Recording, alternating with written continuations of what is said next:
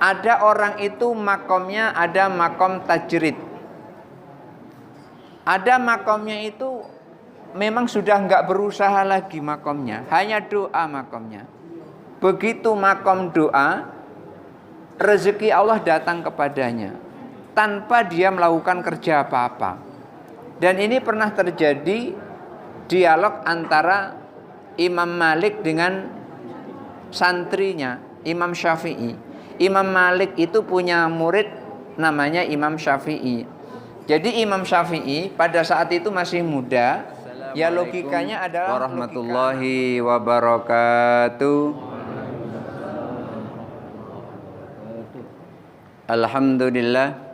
Alhamdulillahi nasta'inuhu wa nastaghfiruh wa na'udzu billahi min syururi anfusina wa min sayyiati a'malina.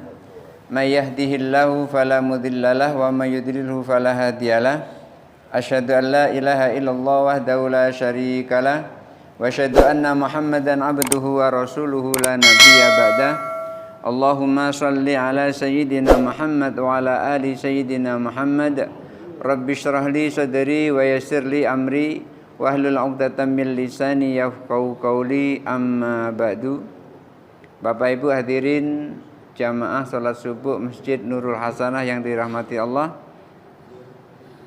Pembahasan kita masih pada pembahasan yang kemarin, cuman kita teruskan pada hadis yang ke-7, ad-dinu an-nasihatu, agama itu adalah nasihat. Kemudian ditanya, liman ya Rasulullah, untuk siapa wahai Rasulullah? Lalu Rasulullah sampaikan, ad-dinu an-nasihatu lillahi. Yang pertama adalah lillahi, untuk Allah. Kemudian wali kitabihi, untuk kitabnya. Wali rasulihi, untuk rasulnya. Wali a'immatil muslimina, untuk para pemimpin kaum muslimin. Wa ammatihim, dan pada kaum muslimin semuanya. Pembahasan yang lalu telah sampai kepada amman nasihatu li rasulihi, adapun nasihat untuk rasulnya. Berikutnya kali ini kita membahas pada bahasan berikutnya, wa amman nasihatu li a'immatil muslimin, adapun nasihat bagi para pemimpin kaum muslimin. Kalau yang ini terlihat memang betul-betul ditujukan kepada kaum muslimin, pemimpin kaum muslimin itu bukan ditujukan semata-mata kepada kita, tapi kepada kaum muslimin itu. Kalau nasihat untuk Allah maksudnya adalah semuanya itu ditujukan kepada kita. Untuk Rasul Allah juga ditujukan kepada kita, untuk kitab Allah juga ditujukan kepada kita. Dan di sini untuk para kaum muslimin itu ditujukan kepada pemimpin kaum muslimin, a'immatul muslimin. Imam Nawawi menjelaskan apa maksudnya memberikan nasihat terhadap para pemimpin kaum muslimin. Wa mu'awanatuhum 'alal haqqi, menolong mereka pada kebenaran.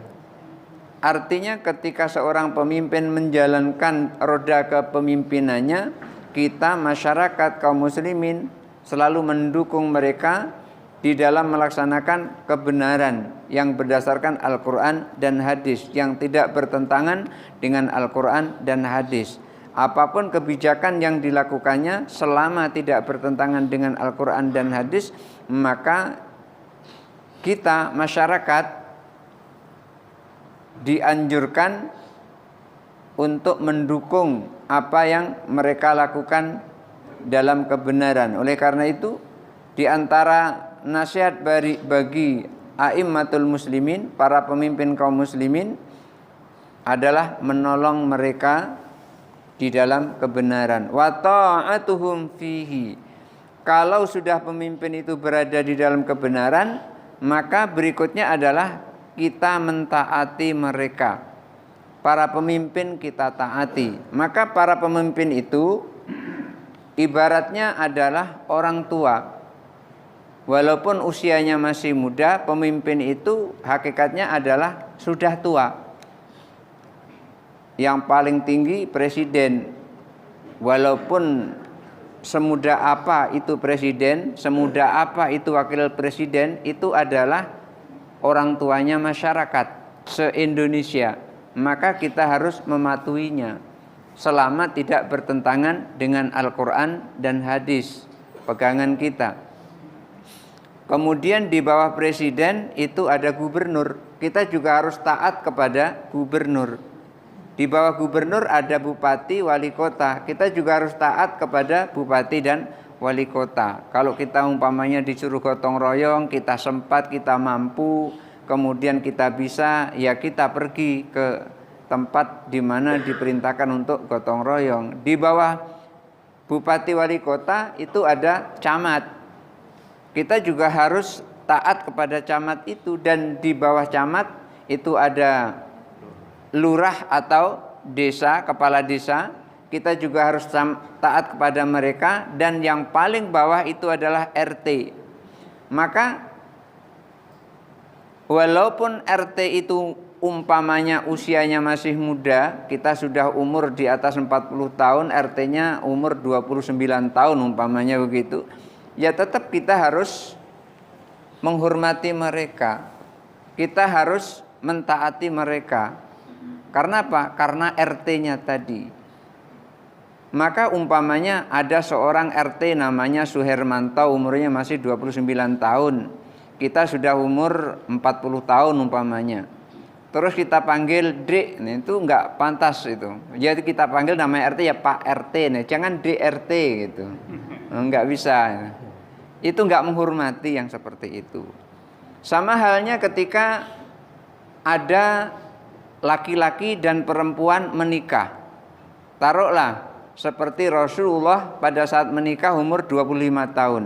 Istrinya umur 40 tahun. Berarti kan tua istrinya daripada suaminya.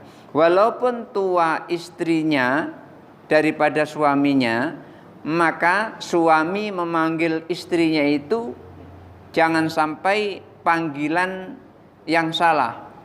Walaupun istrinya lebih tua, tetap dipanggil Dek kalau dalam bahasa kita. Dan istri walaupun lebih tua, manggil suaminya tetap manggil abang atau emas. Jangan sampai ada mentang-mentang istrinya itu lebih tua daripada suaminya, manggil suaminya terus Dek begitu. Kemudian suami manggil istrinya itu Ayu gitu. Jangan sampai terjadi yang seperti itu. Itu salah kamar. Ini karena apa? Karena kedudukan suami itu lebih tinggi daripada istri. Ar-rijalu qawwamuna 'alan nisa. Jadi laki-laki itu punya derajat lebih tinggi di mata Allah daripada istri. Jadi kita harus bisa menempatkan diri. Walaupun RT itu lebih muda, tetap kita panggil Pak RT. Istri lebih tua tetap kita panggil Dek, suami lebih tua tetap kita panggil Mas atau kita panggil Abang. Jangan sampai terbalik, nanti kan gak enak. Istrinya bilang atau suaminya bilang sama istrinya lalu minta kopi umpamanya, yuk tolong bikinkan kopi, kan gak enak itu. Ma panggil istri kok yuk, orang bingung tamu itu ini Ayunya apa istrinya gitu. Jadi bingung seperti itu. Ini mentaati para pemimpin ketika dia tidak keluar dari jalur syariat itu diperintahkan. Wa amruhum bihi. Kemudian di samping pemimpin itu kita taati karena mereka dalam kebenaran, kita juga masyarakat mengharap atau memerintahkan kepada para pemimpin itu selalu berada dalam kebenaran. Wa nahyuhum, dan juga melarang pemimpin berada keluar dari kebenaran. Wa tadzakuruhum birifkin, dan selalu mengingatkan mereka, tapi mengingatkannya dengan lemah lembut, mengingatkannya pakai cara tidak demo-demo. Karena yang namanya mengingatkan pemimpin dengan demo-demo itu sudah pasti bala akan turun. Kalau sudah ada masyarakat demo pasti bala akan turun, dan itu sudah kita saksikan bersama-sama mulai dari dulu sampai sekarang. Ketika ada demo itu biasanya bala akan turun. Oleh karena itu mengingatkan pemimpin harus lembut. Kenapa? Karena dia adalah orang tua kita. Orang tua itu harus dihormati. Sama-sama ngomong kalimatnya sama, tapi ditujukan kepada orang yang berbeda itu bisa salah. Umpamanya ada orang tua ngomong dengan anaknya, sore-sore anaknya belum mandi. Bapaknya ngomong sama anaknya, "Nak, sudah sore, cepat mandi. Ntar lagi ke masjid ngaji. Cepat mandi sana. Kalau nggak ngaji nanti kalau nggak mandi nanti bapak pukul loh kamu." Pas enak kan kalau orang tua ngomong kayak gitu? Lah kalau dibalik yang ngomong anak sama orang tua, kira-kira gimana? "Bapak, sudah sore nih Pak," gitu. "Ayo mandi Pak." Gitu. "Kalau tidak mandi nanti bapak saya pukul." Kan nggak enak yang seperti itu. Sama kalimatnya, tapi ditujukan kepada orang yang salah. Maka ini namanya etika. Walaupun kata-katanya sama, tapi ada kalimat yang memang khusus untuk orang tua, kalimat khusus untuk orang yang di bawahnya atau anak. Ya. Mengingatkan pemimpin itu dengan lemah lembut. Wa ilamuhum bima ghafalu anhu, dan memberitahukan pemimpin tentang sesuatu yang mereka lupa, belum disampaikan. Walam yablughum an hukukil muslimin, belum sampai kepada para pemimpin tentang hak-hak kaum muslimin. Hak-hak kaum muslimin harus diberikan oleh pemimpin. Dan ketika lalai, maka masyarakat mengingatkannya tentang hak-hak kaum muslimin yang belum sampai kepada para pemimpin, yang belum dipenuhi oleh mereka. Watarkul khuruji bisayfi alaihim, dan juga tidak boleh kita tarkul khuruj, itu artinya tarkun meninggalkan, khuruj itu keluar, bisayfi dengan pedang. Kalau diartikan tarkul khuruji bisayfi, meninggalkan keluar dengan pedang, maksudnya jangan memberontak itu. Jangan memberontak kepada mereka.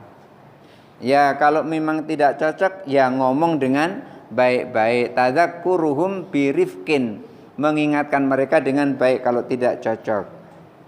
Watarkul khuruji bisayfi, jangan demonstrasi, jangan memberontak kepada mereka. Wa ta'lifu qulubil muslimin, dan melembutkan hati kaum muslimin yang berada di bawah pimpinan seorang pemimpin, li ta'atihim, untuk mentaati mereka. Jadi kita untuk kebaikan itu bukan menghasut, ya mengajak. Kalau untuk keburukan biasanya menghasut. Kita mengajak kaum muslimin untuk mentaati pemimpin. Ketika Pak RT mengatakan, "Bapak-bapak, ibu-ibu, yuk kita gotong royong, ini hari Minggu." Jangan ada yang memprovokasi sehingga masyarakat tidak mau mentaati RT, sehingga Pak RT-nya sendiri yang gotong royong membersihkan sampah-sampah yang ada di pinggir jalan, hanya Pak RT-nya sendiri, masyarakatnya hanya nonton saja. Jangan sampai seperti itu. Maka tidak boleh kita menghasut masyarakat supaya memberontak kepada RT yang paling rendah. Apa yang harus kita lakukan? Melembutkan mereka supaya mentaati pemimpin. Qala Al-Khattabi berkata, wa minan nasihati lahum as-sholatu khalfuhum, dan salah satu di antara nasihat terhadap para pemimpin kaum muslimin itu adalah as-sholatu khalfuhum, sholat di belakangnya. Artinya apa? Di samping dia pemimpin agama, pemimpin negara, dia juga pemimpin agama. Artinya dia di samping dia memimpin negara, dia juga memimpin agama. Artinya dia bisa menjadi seorang imam. Salah satu di antara nasihat bagi kaum muslimin, bagi para pemimpin kaum muslimin itu adalah as-sholatu khalfuhum. Jadi kalau misalnya ada Pak Gubernur atau Wakil Gubernur datang ke sini, maka kita persilahkan dia untuk jadi imam. Umpamanya Pak Dulsani datang ke sini, kita persilahkan dia jadi imam. Ketika dia mampu, kalau tidak mampu ya nanti kan pemimpin sadar sendiri kan gitu. Jangan sampai nanti mentang-mentang dia pemimpin, aku di depan belum pernah jadi imam sama sekali, selama ini jadi makmum, disuruh maju terus keringatan pingsan di depan, kan rusak sholatnya jadi gitu. Tapi kalau seperti Pak Abdul Hasani, saya yakin begitu disuruh walaupun dia nolak, kalau dia nolak berarti belum baca kitab Syarah Arba'in ini. Kemarin ketemu dengan saya pernah bertanya kitab apa yang bagus, saya bilang kalau untuk fikih yang lengkap itu adalah Al-Muhadzab fi Fiqh Syafi'i. Ada kitabnya, ada, saya bilang macam itu. Dan saya belum pernah melihat pemimpin seperti dia itu. Kayaknya satu-satunya saya lihat pemimpin kayak Pak Abdul Hasani itu hanya dia. Kenapa? Di hadapan kita tidak menunjukkan kepemimpinannya, menunjukkan kekawanannya gitu di hadapan kita. Jadi enggak jaga image apa namanya? Ya, jaga image, jaga gengsi. Kadang-kadang kan ada pemimpin jalan di depan kita itu jaga gengsi, kalau jalan dadanya maju ke depan itu. Dia agak tegap sedikit itu kalau jalan. Kan memang beda kan jalan masyarakat dengan jalan pemimpin kan beda kan gitu. Ya. Saya melihat wakil gubernur kita seperti itu. Kalau ketemu begitu akrabnya. Walaupun kita ini nggak ada apa-apanya, masyarakat biasa, dan beliau diundang sebagai tamu kehormatan. Begitu ketemu masih suka bersenda gurau.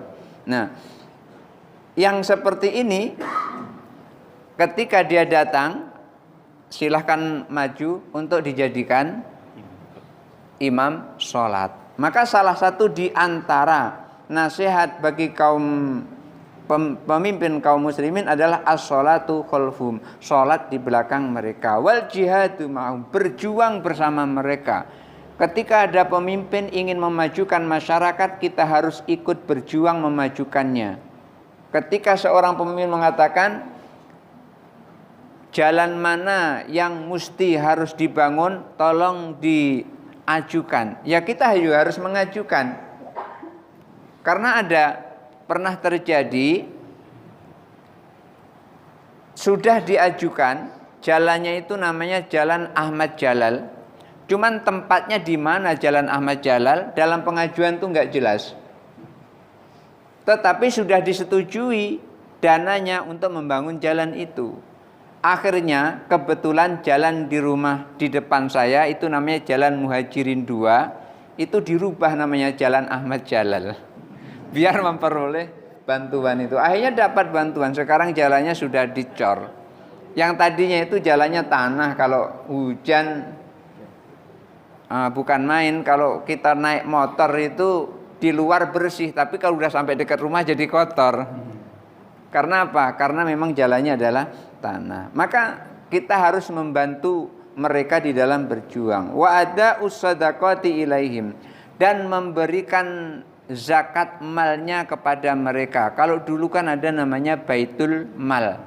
Jadi di negara itu ada namanya Baitul Mal. Yang sekarang ini kalau di Indonesia sudah tingkatannya bukan Baitul Mal lagi. Sekarang tingkatannya udah kas negara gitu, yang akan digunakan untuk membangun negara ini. Nah, salah satu di antara an-nasihatu li a'immatil muslimin adalah ketika kita sudah saatnya mengeluarkan zakat mal, maka kita berikan kepada mereka. Dan sekarang sudah ada namanya Basnas, ada Basda untuk daerah. Kalau untuk provinsi ada namanya Basnas. Wa tarkul khuruji bisayfi alaihim. Sekali lagi jangan ada pemberontakan kepada mereka walaupun idza dzahara minhu khifun, walaupun terjadi kezaliman terhadap mereka. Artinya ada seorang pemimpin yang melakukan kezaliman ausu'u isyratin, atau buruk perangainya. Ada pemimpin yang buruk perangainya lalu kita sakit hati. Ada pemimpin yang kita lihat dia zalim lalu kita sakit hati, kemudian terus memberontak kepada mereka. Jangan, tidak boleh kita memberontak. Lalu bagaimana kalau ada pemimpin zalim? Rasulullah mengajarkan kalau ada pemimpin zalim kita doakan supaya dia tidak zalim. Awal mula yang pertama kita lakukan adalah mencari orang yang dipandang oleh pemimpin itu. Ketika dia ngomong didengarkan oleh pemimpin itu, kita utus mereka. Kalau tidak ada orang yang seperti itu, jalan terakhir adalah doa. Lalu ada yang protes, Ustadz, kalau doa lama selesainya. Kan gitu kan biasanya. Kalau doa lama selesainya. Ya turun lapangan inilah cepat selesainya. Kalau doa lama selesainya. Memang kalau doa itu lama selesainya. Kenapa? Karena Allah menginginkan yang sempurna. Allah ciptakan pohon itu tidak langsung tinggi, tapi mulai dari biji dulu, kemudian terus berkembang, setelah 1, 2, 3 tahun baru mulai besar. Sempurna pohon itu. Masjid ini juga begitu. Saya yakin ini dibangun dalam waktu yang lama, tidak sehari jadi. Saya yakin. Gak sehari jadi kan Pak ini? Gak jadi kan sehari. Mungkin perlu waktu 3 bulan mungkin paling cepat, 4 bulan, 5 bulan, mungkin sampai setahun 2 tahun. Kenapa? Allah pengen yang sempurna, maka dijadikan lama. Ibu-ibu kan juga begitu. Ketika punya anak, kan pengen anaknya sempurna, tumbuh dengan sempurna. Saya belum pernah ketemu dengan ibu-ibu yang pengen punya anak terus begitu lahir langsung segede bapaknya. Itu belum pernah saya nengok itu. Pas begitu oek gitu lahir langsung segede bapaknya. Kenapa? Repot kalau begitu lahir langsung segede bapaknya. Repot. Yang enak kan lahir kecil dulu kan, terus dibedong. Sudah dibedong, terus tiap hari dimandiin, nangis disusuin, kan gitu. Saya belum pernah melihat ibu-ibu pengen punya anak. Dan saya tanya di majelis taklim ibu-ibu tuh enggak ada satupun yang pengen punya anak, melahirkan anak, begitu lahir 2 menit berikutnya langsung segede bapaknya. Belum pernah. Belum pernah saya melihat. Karena repot, nanti kalau nangis mau nyusui bingung, mau disusui sudah jenggotan. Jadi bingung jadinya. Maka ketika ada pemimpin yang zalim, jurus terakhirnya adalah kita hanya meminta kepada Allah. Karena apa? Tidak ada yang bisa melembutkan hati seseorang kecuali Allah. Tidak ada yang bisa meluruskan hati seseorang kecuali Allah Subhanahu wa ta'ala. Oleh karena itu, ketika kita punya masalah pun tidak ada yang bisa menyelesaikan masalah kecuali Allah sendiri. Umpamanya nih, kita punya anak ini enggak nurut-nurutnya sama sekali dengan orang tua. Yang membuat anak itu tidak nurut itu adalah Allah. Dan yang membuat anak itu nurut kepada kita itu adalah Allah juga, bukan kita. Ada orang tua yang saya pernah lihat anaknya enggak nurut, ditendangi, diterjangi. Tapi di depannya saja nurut, tapi di belakangnya tidak nurut. Lalu bagaimana caranya supaya anak itu nurut? Supaya anak itu nurut, ya orang tuanya minta kepada Allah supaya anaknya ini menjadi anak yang nurut. Gimana? Jangan ngomongi melalui lesan. Karena kalau hati keras itu diomongi dengan lesan, tambah keras. Lalu gimana ngomonginya? Ngomonginya dengan hati ngomonginya. Ibaratnya gini, tanah kalau masih keras, kita cangkul, Cangkulnya nggak masuk ke dalam tanah, tapi mantul ke jidat kita sendiri. Itu karena tanah itu masih keras. Maksudnya gimana? Orang itu kalau hatinya masih keras kita omongi pasti dia bantah. Itu udah pasti itu, nggak cocok itu. Tapi kalau sudah lembut, diomongi segala pun masuk. Oleh karena itu, ada dulu saya ngisi pengajian di Masjid Agung, ada ibu-ibu datang bilang, Ustadz, anak saya ini nggak nurutnya dengan saya. Saya suruh A, dia malah milih B. Saya suruh B, dia malah milih C. Lalu saya bilang gini, Ibu, omongi dia dalam hati. Gimana Ustadz caranya? Caranya begini. Aqrabu ma yakunul abdu mir rabbihi wa huwa sajidun. Yang paling dekat antara hamba dan Allah itu adalah pada saat sujud. Pada saat sujud itu antara hamba dan Allah dekat. Fa'aksirud du'a, riwayat Muslim menyatakan begitu, perbanyak doa. Maksudnya gimana Ustaz?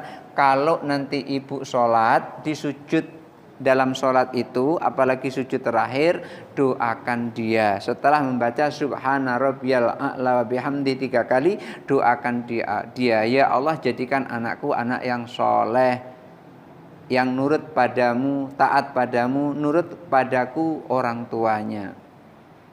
Maka ketika seorang ayah atau seorang ibu berdoa seperti itu untuk anaknya, niscaya anaknya nanti akan dirubah oleh Allah cara pandang hatinya. Yang tadinya keras menjadi lembut.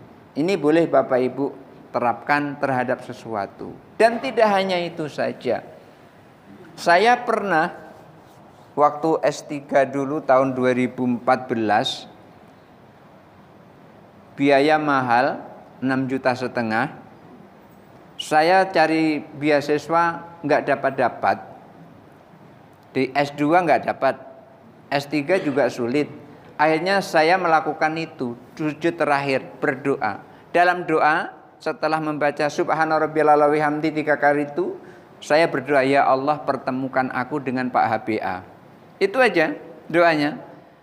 Akhirnya saya betul-betul dipertemukan oleh Allah dengan Pak HBA pada saat acara Maulid Nabi. Saya penceramahnya, Pak HBA tamu kehormatannya. Akhirnya oleh pengurus masjid saya didudukkan berdampingan dengan Pak HBA di Masjid Syuhada Kampung Rajo, dekat Kampung Rajo. Mana terminal baru ya? Di sana. Karena saya dijemput, jadi saya nggak ingat jalannya. Pas lagi duduk begini, dalam doa itu kan saya minta kepada Allah tidak ada yang mengganggu. Artinya ketika saya nanti ngomong dengan Pak HBA, tidak ada yang mengganggu. Ternyata betul, saya didudukkan, saya ngomong. Saya bilang, Bang, saya ini sedang S3 nih, biayanya mahal, bisa tidak Bang bantu? Ajukan proposal, langsung gitu ngomong. Terus diminta nomor HP. Akhirnya saya ajukan proposal.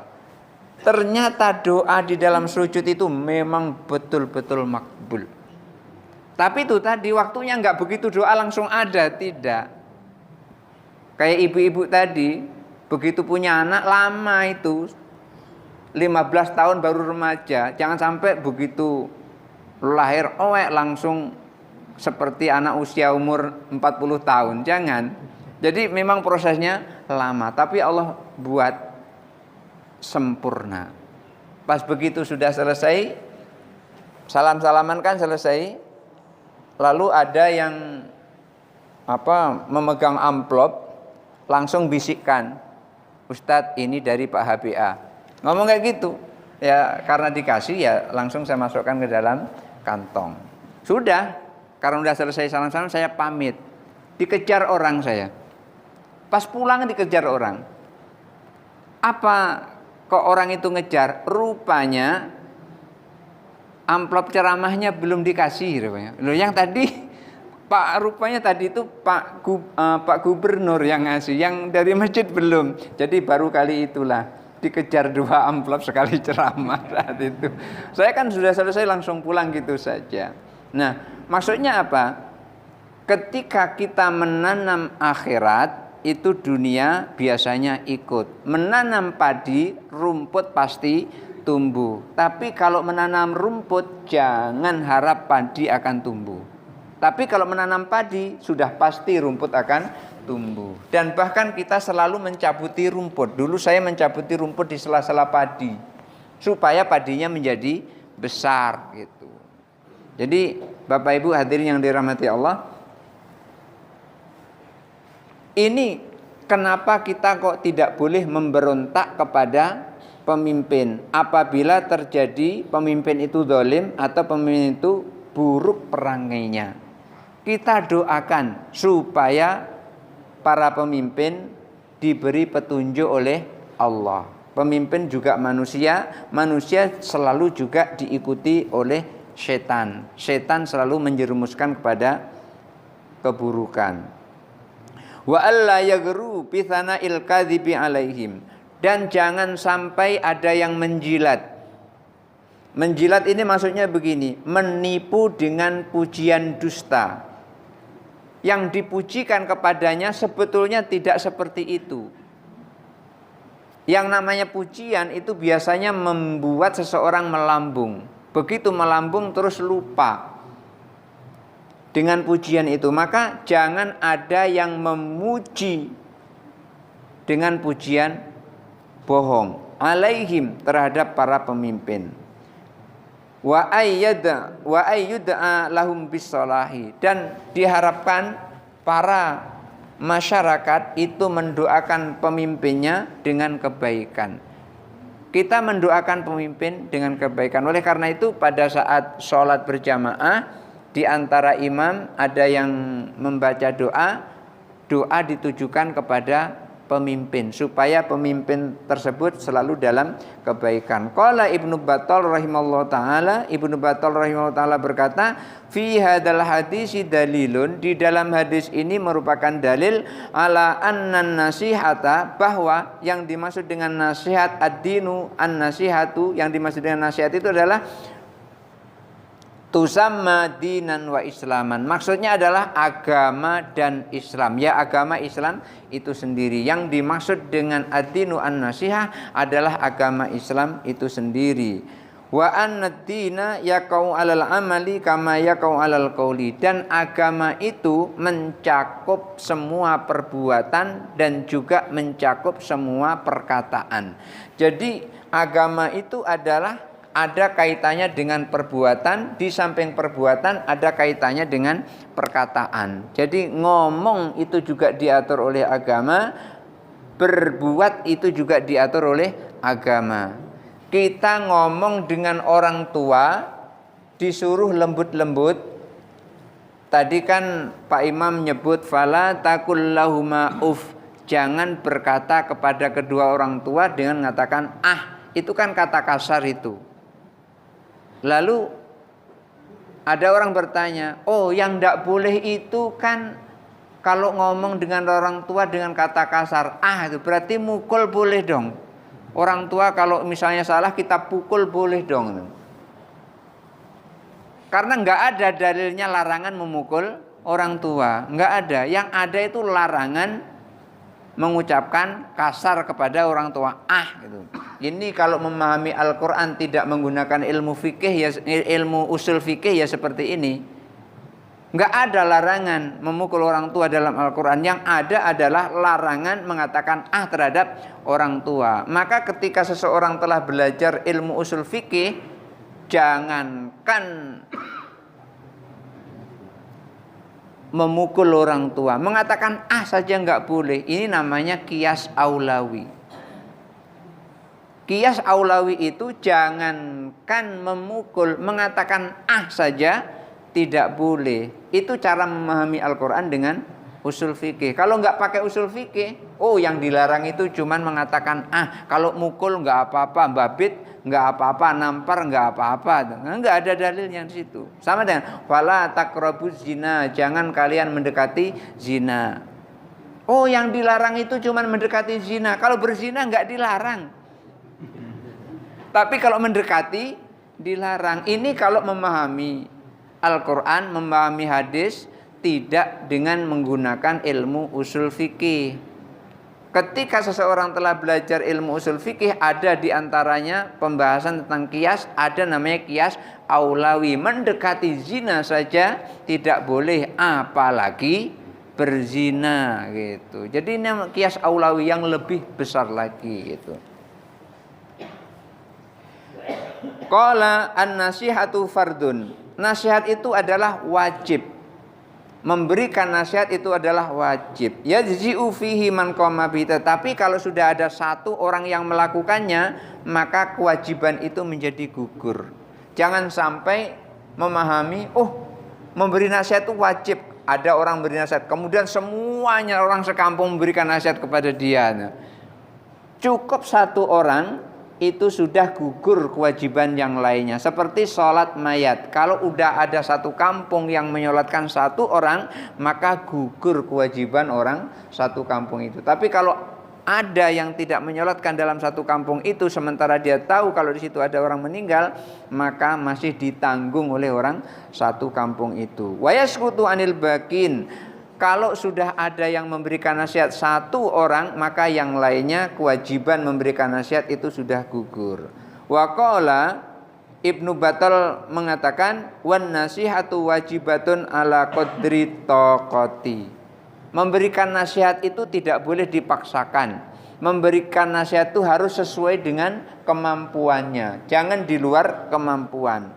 Gimana untuk melihat itu adalah mampu atau tidak mampu? Ya perlu dilihat idza aliman nasihu, ketika si pemberi nasihat itu mengetahui annahu yuqbalu nushuhu, nasihatnya itu akan diterima, wa yuta'u amruhu, perintahnya juga akan ditaati, wa amina ala nafsi minal makruhi, dan ia mengetahui setelah ia memberikan nasihat aman dari serangan orang yang diberi nasihat. Kalau tidak aman, ya jangan dikasih nasihat. Wa in khosya ada, kalau tidak aman, kalau khawatir akan membuat bahaya, fawa fi sa'atin, maka memberi nasihat itu adalah dalam kelapangan. Maksudnya, kalau khawatir memberi nasihat itu nanti akan membahayakan dirinya si pemberi nasihat, maka tidak usah memberikan nasihat. Tidak wajib lagi memberikan nasihat. Umpamanya gini, setelah diberikan nasihat, maka berakibat nanti akan dibaca oleh yang diberikan nasihat. Maka lebih baik tidak usah memberikan nasihat. Nah, ada di Marene, saya ingat namanya Pak Patah, orangnya baik, saya melihatnya baik, karena pada saat itu saya mau ditarik untuk jadi guru di MA Dharma Wanita.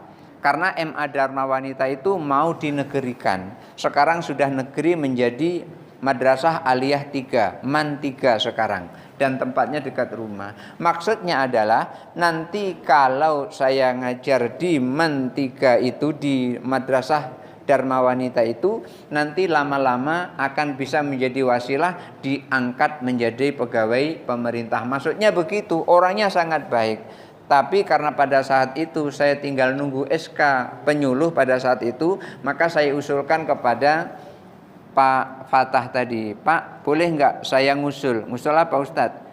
Gimana kalau murid saya aja yang ngajar bahasa Inggris di situ? Saya disuruh ngajar bahasa Inggris waktu itu. Ada murid Ustadz? Ada, namanya Iskandar. Dia kuliah bersama saya waktu itu, saya ngajari dia waktu kuliah. Dan saya tahu kemampuan bahasa Inggrisnya, karena saya mengajar bahasa Inggris di perkuliahan. Lalu, ya boleh kalau begitu, diantar itu. Alhamdulillah sekarang sudah masuk di MAN 3 dan sudah diangkat oleh pemerintah. Maksud Pak Fatah bagus. Ketika Pak Fatah ini memberi nasihat kepada tetangganya, barangkali tetangga itu enggak terima. Begitu pulang dari sholat subuh begini, rupanya dicegat oleh tetangganya itu, anak muda, dan sudah membawa golok anak muda itu. Akhirnya ditumbangkan Pak Fatah itu dan digorok lehernya. Itu kejadian di Marene. Jadi artinya apa? Memang betul memberikan nasihat itu tidak sembarangan. Ketika diminta saja baru kita wajib memberikan nasihat. Kalau tidak diminta, nggak usah diberikan nasihat, kecuali kalau kita yakin aman pada saat memberikan nasihat walaupun tidak diberi nasihat. Umpamanya ada sekelompok anak-anak muda sedang minum minuman keras di gardu, kemudian kita datang. Begitu kita datang, kita yakin kalau mereka itu sangat takzim kepada kita. Gimana ciri-cirinya kalau takzim kepada kita? Begitu melihat kita, itu ada yang malu dan ada yang merasa bersalah. Saya pernah melihat begitu saya pulang dari kuliah dulu, ada sekelompok anak muda minum minuman di tangga masjid. Begitu saya pulang, pertama biasa, kedua lama-lama botol cap macanya itu ditaruh di belakang. Lama-lama. Setiap saya lewat taruh di belakang. Ini artinya saya membaca ini artinya berarti saya dianggapnya oleh sekelompok anak muda ini. Akhirnya saya dekati. Begitu saya dekati, saya ajak ke rumah. Waktu itu kan namanya orang tidak mampu kuliah, yang penting dapat tempat tinggal. Dan bahkan pernah saya berpikir bikin rumah-rumahan di dulu ada di di imigrasi itu kan banyak kebun ubi dulu situ di daerah transmigrasi itu untuk bikin paspor tuh yang di bangunan bawah itu kan ada pohon-pohon di situ. Saya pingin bikin rumah-rumahan di situ karena ngontrak bedeng tidak sanggup walaupun cuma 125.000 tahun itu nggak sanggup. Alhamdulillah ditawari untuk tinggal di masjid dekat terminal. Disitulah saya dikasih rumah untuk tempat tinggal. Alhamdulillah saya tarik anak muda di situ. Pertama ngobrol-ngobrol, ngerokok-ngerokok bareng, ngopi-ngopi bareng, makan mie bareng. Lama-lama alhamdulillah mereka mau sholat. Nah, kalau kita merasa mampu seperti itu, boleh kita lakukan. Tapi kalau begitu kita datang langsung dia melawan, lebih baik gak usah ngomong apa-apa, gak usah dinasihati. Maka an-nasihatu qadrat taqati. Memberi nasihat itu adalah sesuai dengan kemampuan. Kalau merasa kita mampu, kita kasih nasihat. Kalau tidak mampu, jangan sesekali ngasih nasihat. Kenapa? Akan membahayakan diri kita seperti yang terjadi kepada almarhum Pak Fattah. Mudah-mudahan Allah terima seluruh kebaikannya dan Allah ampunkan seluruh kesalahannya. Amin. Barangkali itu saja dulu yang bisa saya sampaikan. Mudah-mudahan ada manfaatnya. Mungkin kalau ada yang mau bertanya dipersilahkan. Ya, Ibu, memang seperti itu kejadiannya yang saya sampaikan. Itu adalah pengalaman dan yang saya tahu. Tetapi kalau untuk yang anak-anak muda yang saya temui tadi itu lebih duluan saya. Dan yang Pak Fattah itu ini kira-kira baru 5 atau 6 tahun yang lalu, belum terlalu lama. Kemudian dari Pak Mukhlis, memang betul kita tidak boleh hanya berdoa tapi juga harus berusaha. Makanya tadi saya sampaikan langkahnya adalah kita memilih orang di mana orang itu disegani, menurutnya adalah disegani oleh pemimpin itu. Kalau dia bicara itu akan didengar oleh pemimpin itu. Tapi tidak hanya cukup itu. Harus berdoa juga. Kalau seandainya disampaikan sudah, maka kita harus berdoa. Yang dilarang itu adalah langsung konfrontasi, maka akan menimbulkan bala. Ya boleh-boleh, cuman akibatnya akan berbahaya. Akibatnya akan turun bala Allah. Bala Allah turun itu kalau memang ada konfrontasi seperti itu. Nah, memang kadang-kadang kita ini agak ragu-ragu dengan doa. Iya apa tidak? Iya apa tidak? Kadang-kadang begitu. Oleh karena itu Allah itu sampaikan dalam hadis qudsi, ana inda dzanni abdi bi. Aku tergantung prasangka hambaku. Jadi kalau kita ini meyakini bahwasanya Allah akan mengabulkan, pasti Allah akan kabulkan. Tapi dengan syarat. Ketika kita berdoa, syarat-syarat berdoa itu harus dipenuhi persyaratannya. Dan yang paling utama ketika kita berdoa supaya doa kita diijabah oleh Allah itu adalah tarku aklil haram. meninggalkan makanan yang haram. Bagaimana kita mau menghentikan orang yang melakukan kemaksiatan kalau kita sendiri berbuat maksiat? Bagaimana kita menghentikan orang yang melakukan dosa kalau kita sendiri berbuat dosa? Itu namanya sampah ketemu sampah, gabung gitu. Jadi ketika kita tarku aklil haram, sangat hati-hati yang kita makan ini haram apa halal yang kita makan ini. Maka orang yang seperti itu doanya akan diijabah oleh Allah. Dalam artian bisa jadi ketika kita berdoa langsung ada di situ, bisa jadi nunggu sehari 2 hari, bisa menunggu seminggu 2 minggu, bisa menunggu setahun 2 tahun. Bisa jadi juga akan dipetik nanti ketemu Allah Subhanahu wa ta'ala. Artinya setelah meninggal tidak merasa melakukan apa-apa kok memperoleh. Itu artinya dulu pernah diminta di dunia tapi belum diberikan oleh Allah di dunia. Jadi memang betul orang yang berdoa tanpa usaha istilahnya bukan sia-sia, sombong dia berdoa tanpa usaha, tapi itu sesuai dengan makomnya. Kalau di dalam kitab tasawuf, di dalam Syarah Al-Hikam, ada orang itu makomnya ada makom tajrid. Ada makomnya itu memang sudah enggak berusaha lagi makomnya, hanya doa makomnya. Begitu makom doa, rezeki Allah datang kepadanya tanpa dia melakukan kerja apa-apa. Dan ini pernah terjadi dialog antara Imam Malik dengan santrinya Imam Syafi'i. Imam Malik itu punya murid namanya Imam Syafi'i. Jadi Imam Syafi'i pada saat itu masih muda, ya logikanya adalah logika anak muda. Kalau kita mau berusaha, ya tentu dapat. Kalau kita mau bekerja, ya tentu dapat rezeki. Lalu disampaikan oleh gurunya Imam Malik, Allah bisa tanpa bekerja memberikan rezeki. Lalu dibuktikan oleh Imam Syafi'i. Imam Syafi'i pergi ke kebun bekerja memetik buah anggur. Kalau seperti yang di Jawa itu, kalau ada orang buruh memetik padi, biasanya kalau dia dapat 9 kilo, itu yang sekilo untuk yang memetik padi. Dapat 90 kilo berarti yang memetik dapat 10 kilo.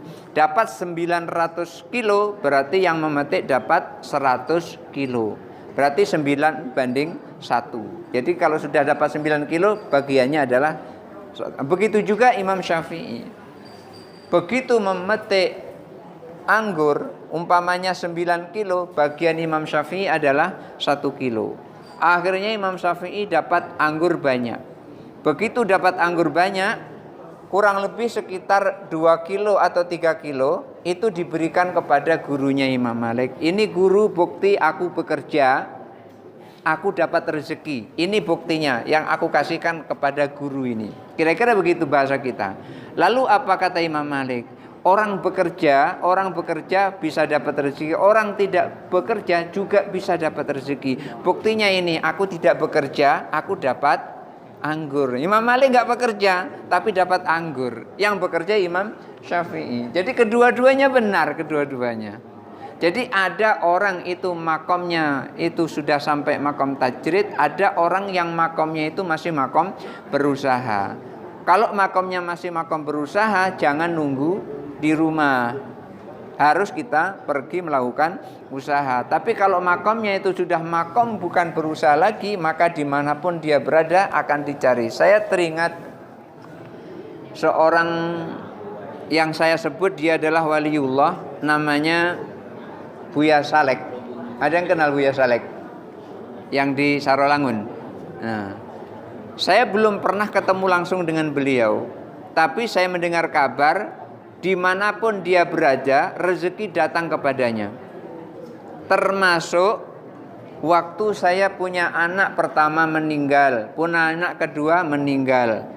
Lalu saya bingung, ya Allah, kapan saya punya anak ini? Anak pertama umur 2 tahun meninggal, anak kedua umur 10 tahun meninggal. Kapan saya punya anak ini? Akhirnya dalam hati ada niat mau ketemu dengan Buya Saleh minta doa. Tetangga sebelah saya namanya Fajri, itu sekampung dengan Buya Saleh. Saya bilang, teman, boleh tidak antar saya ke Buya Saleh? Boleh, kita pergi sama-sama. Hari yang sudah ditentukan dia ingkari, nggak jadi pergi. Sedih saya, karena saya nggak tahu juga tempatnya di mana. Sedih saya. Akhirnya apa? Malam itu saya bermimpi dengan Buya Saleh. Dia pakai baju koko warna putih, kemudian pakai peci seperti saya ini, peci putih. Orangnya sederhana, nggak kelihatan orang kaya raya, walaupun orang kaya. Pada saat itu saya tidak ngomong, cuman memandang, tapi dalam hati saya pada saat mimpi itu sepertinya Buya Saleh begitu. Ketemu Buya Saleh dalam hati. Sudah itu Buya Saleh dalam mimpi tadi membentangkan sapu tangan, membentangkan sapu tangan. Di dalam sapu tangan tadi ada tulisannya dalam bahasa Sarolangun yang saya tangkap, maksudnya begini, bila anak kau nanti lahir, kasih nama ini, gitu. Langsung saya baca Tetra Malika. Begitu bangun langsung saya catat tulisan itu, saya taruh ke dalam Al-Quran. Takut lupa, saya tulis di Al-Quran. Pada saat itu saya mikir, berarti anak saya ini perempuan dong, namanya Malika, berarti perempuan anak saya ini. Anak pertama Kafi, laki-laki. Anak kedua Zainul, laki-laki. Berarti anak ketiga saya ini perempuan dong. Memang betul, pas begitu lahir memang betul perempuan itu. Nah, di sini memang perlunya ketika kita berdoa kepada Allah Subhanahu wa taala tentang sesuatu, kalaupun seandainya kita nggak bisa doa sendiri, merasa diri kurang makbul, boleh kita minta doa kepada orang lain. Ada Kiai Sirozi itu memberikan gambaran begini. Ular kobra itu racunnya kan kuat, tapi kalau ular kobra menyembur dirinya sendiri nggak pengaruh apa-apa. Racunnya ular kobra itu nggak akan membunuh ular kobra, tapi ketika disuntikkan kepada ular yang lain baru memperoleh hasilnya. Artinya apa? Maksudnya gini, kadang-kadang berdoa sendiri itu nggak makbul, tapi didoakan oleh orang lain baru makbul. Jadi nanti Bapak kalau misalnya pas lagi sedekah kepada orang miskin lah menurut kita gitu, karena pantas dikasih sedekah. Lalu orang tadi ngomong, mudah-mudahan Bapak sehat, murah rezeki, dipanjangkan umur, dan hidup lebih kaya lagi. Bapak jangan protes, cobalah doa itu untuk dirimu sendiri. Jangan udah kayak gitu. Aku sudah cukup, kamu yang masih kekurangan. Jangan seperti itu, sesekali jangan. Kenapa? Itu tadi, bisa ular kobra itu sangat ganas, tapi kalau untuk dirinya sendiri itu nggak masalah, nggak pengaruh apa-apa. Tetapi bisa ular yang lain ketika menyengat ke ular kobra, walaupun ular kobra itu bisanya kuat, bisa mematikan ular kobra itu sendiri. Artinya doa orang lain terhadap kita itu jangan diremehkan. Banyak orang ketika kita kasih sebagian rezeki kita kepadanya, lalu dia berdoa untuk kita, aminkan saja. Jangan sampai dibalik seperti tadi, untuk kamu sajalah doa itu biar hidupmu lebih murah. Jangan sampai terjadi. Jadi kita aminkan saja. Mudah-mudahan Bapak murah rezeki, Bapak panjang umur, Bapak sehat, keluarga Bapak rukun-rukun. Amin. Udah selesai gitu aja. Jangan sampai dibalikkan. Jadi gitu Pak Mukhlis. Jadi ada makom orang itu memang harus berusaha, ada makom orang itu cukup berdoa. Ketika kita tidak mampu berusaha, nggak ada jalan lain yaitu berdoa. Barangkali itu saja dulu yang bisa saya sampaikan untuk kali ini. Mari kita sama-sama berdoa bersama.